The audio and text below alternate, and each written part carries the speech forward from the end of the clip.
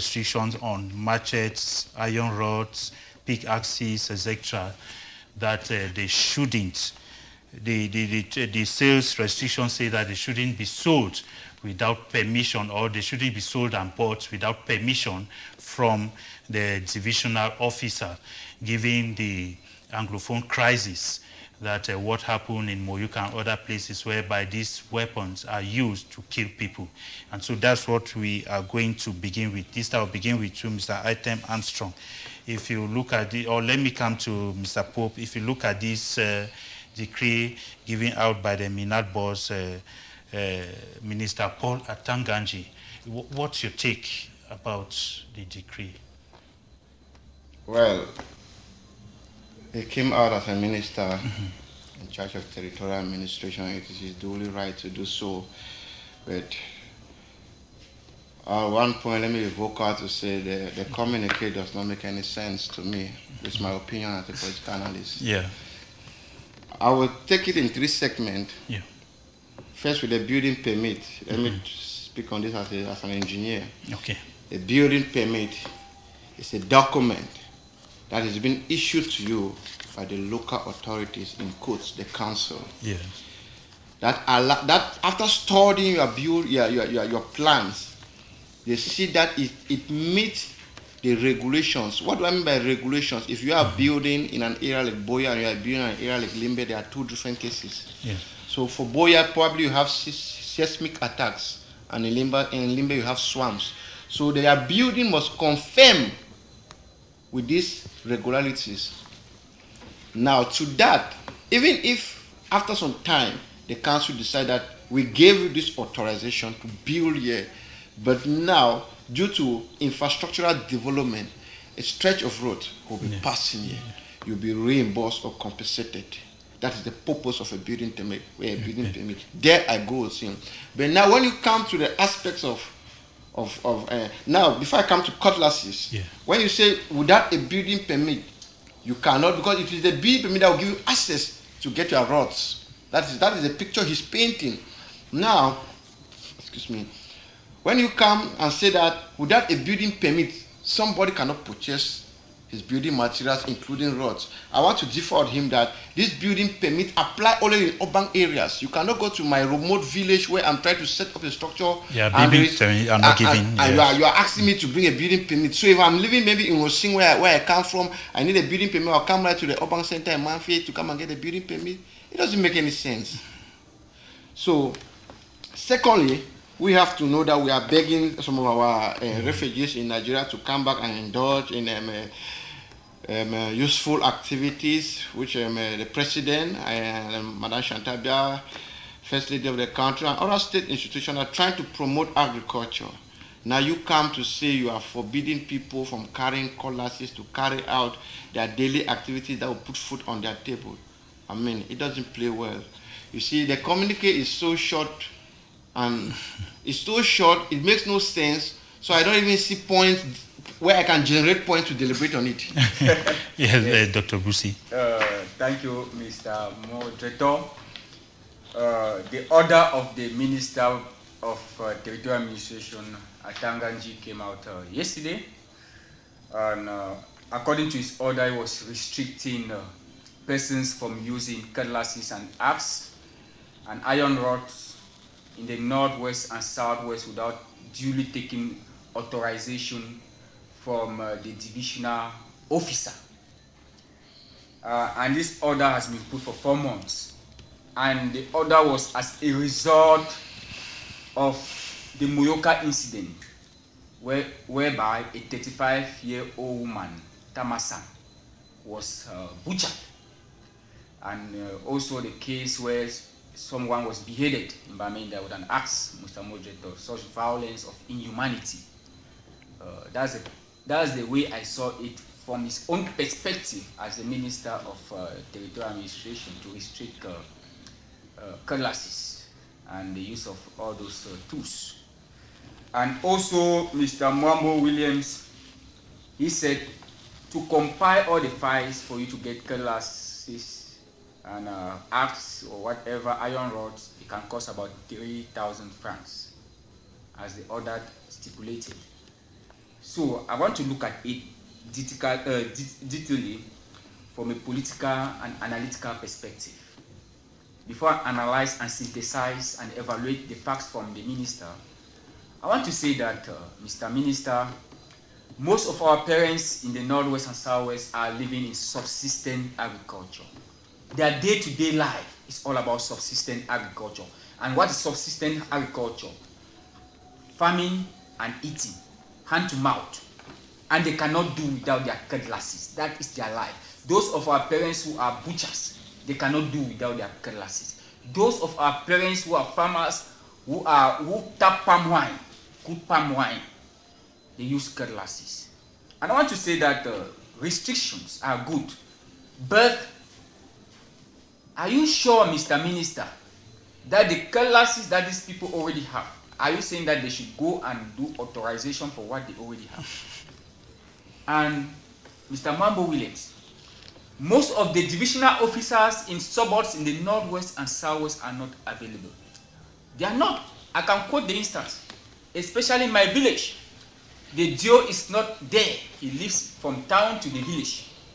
When the DO is not there, are you telling me that a mama, a grandmother from a remote village in Fuwa will come to the urban center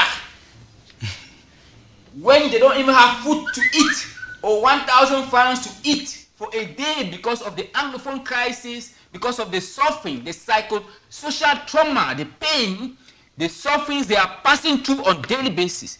Where would they take up to 300 or 3,000 francs to do authorization for them to have a machete? Let's have some human conscience. It is not all, that means all Anglophones are suffering a crime they did not commit.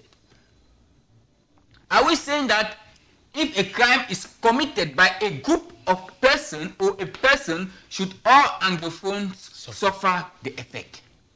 I feel that some Arites and others, some of our leaders should have conscience. And the minister is coming from the Northwest, and he understands that most of the people of the Northwest and Southwest, they live on agriculture.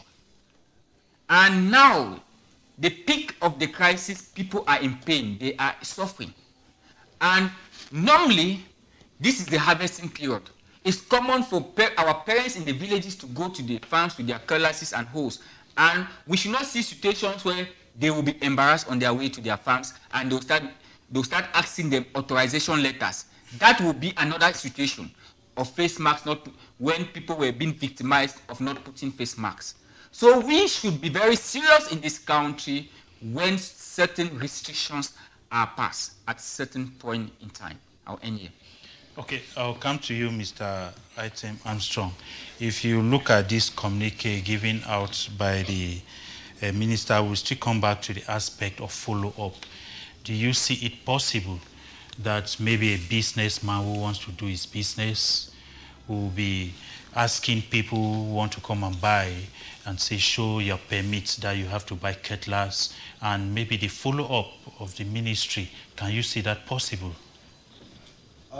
As I didn't mention in our former program here, I said the administrators, that the executive arm of government at one point is given the power to pass decrees, arrests, orders, and so on, to facilitate the administration of the municipality, and that is referred to as delegated legislations. Now, once that is done, the unilateral administrative order that is passed by these administrators requires that once an order has been given, it should be executed to the latter before even questions are asked as to whether the order was wrong or it was right. Therefore, once that is said, I will say here that that order that has been given by the Minister of Territorial Administration, the minister is in his own way trying to restrict violence in the Northwest and Southwest, but he might be mistaken to an extent from the direction that the peasants, Northwesterners and Southwesterners, who survive solely on agriculture, and other subsistent means of life will not cope. Because a law, even though it is said that a law must not be good, in as much as it wants to achieve an objective, the law must not be good all the time. But if it is not applicable, do you see it's sensible? Becoming law. When we talk about applicability, yes, before placing the law or before passing the law or the order, the minister must have known that he's going to work with the judicial administrators and all other forces of law and order to enforce the law. Because and let me tell you, as far as Northwest and Southwest are concerned, I am optimistic that the law will be enforced to the latter. And this might become a graveyard, let me not even call it a graveyard, it might become a farmyard where the forces of law and order other people who are in charge of administering this law might now be using it as a means to be surviving unreasonably. Because nobody in the Northwest and Southwest, I said again, nobody, there's no home, even the governor, go to his house, you see a machete. I don't think that such tools are illegal. Those are tools which are used for daily life. It's just like a necessity. Because without a machete, you cannot, those people who cook in their houses, you cannot slice some kind of things that are heavy. You cannot cut. Mr. Item Armstrong, you are a legal mind, and with my layman's idea, I know that a good law shouldn't be complicated. If it's so complicated, there is not a good law. When we talk of complicated, yes, normally the law in this angle, it depends who have made the law. Okay. And the minister from his own direction, the law is not complicated. Every aspect and every aspect of and every behavior of human life can be controlled. Even your feeding attitude can be controlled. Okay. So therefore, there is nothing that is complicated. What we are saying is that at a point where the Northwest and the Southwest is suffering from a lot, we don't think that this law is called for. Even though there is some few groups of people might have used an axe to butcher people's head, some people might have used a machete to butcher others' head, but come to think of it, these acts must occur in life. What we have to do is to reinforce our security. If we don't reinforce our security, we look for other alternatives. Because in as much as machetes will be used as a means of survival in life, this act, if somebody comes and declares a machete and gives a phone number or goes to the neighbor's house and steals a machete and carries out such act, will you be saying that it's the neighbor who took the machete that have committed such an act? And come to think of it, those people that have carried out this act, who are referred to as the Amber Boys and others, those people are people that don't sought your permission to take anything that belongs to you. Because at one point, it's just like the military themselves. At one point, when they come to your house, they don't even follow the due procedure of law to at times interrogate you and arrest you. Once there is a suspicion, you are just taking, and before you realize you are asking questions, you are there. You will say law, they will tell you stay quiet. And that is all. That is why at one point some people hold the opinion that the Northwest and the Southwest is under a state of emergency where anything can happen. Therefore, we are calling on the minister. He might have passed this law with a good intention. But we, the humble citizens of Northwest and Southwest, are calling on him to withdraw the law because it will cause a lot of hardship. Look at Akwaya subdivision, where I come from. If only to be respected. For example, look at Akwaya subdivision, where I come from. Everybody in that subdivision lives on farming. Everybody. Even those who do part-time in the divisional officer's office and the mayor's office, that are the only civil servants. No, we don't even call them civil servants, they are part-timers. They have farms that they feed on. So if this kind of law is put in place, I beg you, if they want to enforce it to the latter, then it is a systematic strategy to eliminate more souls in the Northwest and Southwest. Okay, let's say we have 1 minute each to conclude on this. Then we'll go to the second part of this, including to what you have to say. Some people made statement that since the Prime Minister ordered that they shouldn't go on air to be maybe talking a lot, maybe it has been long. That Minister Tanganji has not been active because he has been one of the most active ministers, so he wanted to make himself heard again. No, before I go into what I have to say, Yeah. I want to thank the gendarmeries in Kumba who, due to their professionalism, rescued the case of the girl who was tied upside down and flogged. Okay. And that was good. At least they cleared the air. That was not an act perpetrated by the terrorist group. It was a Kachi boy who came out the story, they stole his phone, so he took laws into his hands to sanction such punishment. Yeah. So I want to say it again here that there are professional police people, military men, gendarmeries, executed the best and execute their job as defined to them.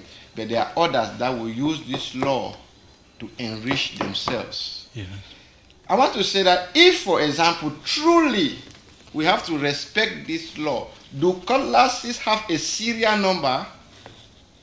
That if I go to the shop and I identify myself with my ID card and my location, and I purchase a machete without a serial number, maybe make in Cameroon, make in Dubai, make in Nigeria, and Dr.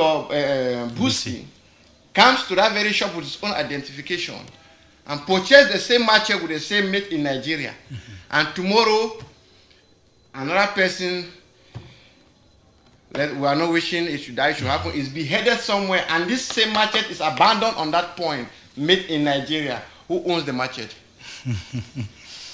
Maybe the document will tell. I'm not done. Okay. So I want to say that I'm an engineer, I'm not a barrister, but I think that when the law works against the people, it's not a good law. Thank you. Yes, 1 minute to conclude. The law on machetes might have a good intention, but I am still reiterating that it will cause hardship to our peace-loving Northwest and Southwesterners, because peace is gradually returning. And to make a law that more often you will see people with machete going to the farm, and you might be asking them to present a receipt or to present an authorization. In that case, if an authorization will not be an iron, and when you go to the farm, rain is falling, such a piece of paper might get rotten, and at the end you are coming back and you are taking because you cannot present a paper. And besides, when they talk of presenting an authorization, I'm just imagining there are just some kind of issues within that used to occur within the municipality, just even ID card. That they talk of people to make ID card. You go to the police, few people are there, but you use 1 week to make an ID card. It means that some people use 1 year to make to have an authorization, because there will be a lot of population. It means that every household, they are telling us that there are about how many thousand Southwesterners, or is it millions, should come out and flood the offices of their divisional officers to take an authorization, because no household can stay without a machete. I know what I'm talking about. I'm a farmer. I cannot sit there and pretend I am a farmer, and I know that before you, even if you are not a farmer, before you eat in the house, you must have a machete that at one point either you are splitting firewood, or you are cutting meat, or you are cutting something to use. You must have it. So it is not a crime, but I want to call on the government to make sure that they use alternative means, because that law is not going to do good. Okay, Dr. Busi, you conclude while we'll go for a break. I even see that I will not really call it a law, it's an order. And I feel that the minister has to look into that order again. But I'm happy that it's because of the butchering of the lady in Moyoka, which was so bad. It was so bad, it was inhuman. And I thank God that today the Prime Minister, Chief of Cabinet, Confiance Ebune, was in Moyoka to comfort the family. But I want to say that when you look at such orders, it's because of a cause. There must be a cause. But you also look at the livelihood of the people. The people cannot do without classes. The people lifestyle now depends on agriculture, because most of the times our parents in the villages now, they cannot afford for money even for authorization. And many a times you see a mother in the village goes to the farm, harvest cassava, but the mother has no money to even buy oil to cook. So what we are saying is that our government system, our governance system needs to adjust, and the minister also needs to adjust psychologically, because certain things again like this, it hurts the mind of the common man, and it's not all Anglophones that are engaged into crimes against humanity. Okay, to conclude, I'll just take this, maybe one or two messages. Say, for me, I think the minister gave the law before he thought about the implications. Matches are not the problem. Let him be ready to feed the population. Okay, it's Kali from Limbe. Then this, it says, okay. So at this time, dear viewers, we shall be going for a break. When we come back, then we'll continue with the next topic, which is talking about the Boya Council. We see a situation where the legendary hospitality versus excellence have some conflicting ideas, or some conflicting happenings have come into place, where workers have started protesting who have not been paid for so many months. And so it started from the last regime, and it has made this present regime, and so we have conflicting ideas. We shall be going to that. Then after that topic, we shall look at the West African state, the West African country, Mali, where there is a serious crisis, where the president, Ibrahim Boubacar Keïta, has resigned, given that there was a coup against his regime, and so he has resigned. We shall be looking at those two topics when we come back.